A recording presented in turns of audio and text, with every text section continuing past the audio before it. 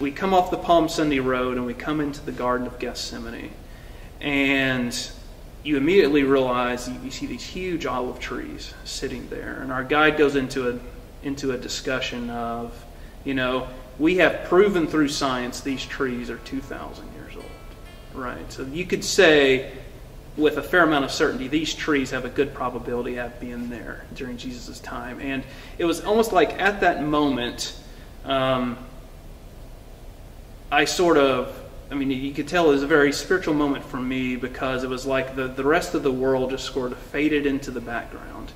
And all the words that people were saying just sort of faded away, and the background faded away. And all I was focusing on was that garden of trees I was looking at straight in front of me.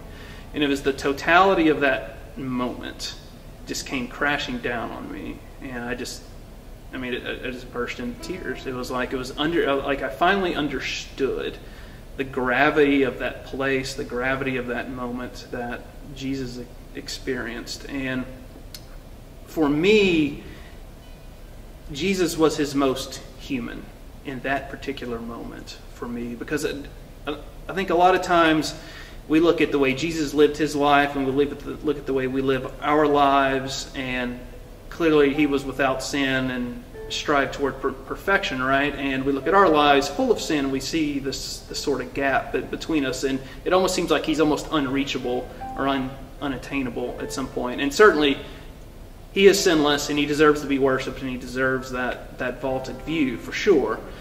But that garden reminded me that he walked this earth, and it was the most human he would have been at that moment, that fear and that anxiety that he would have felt.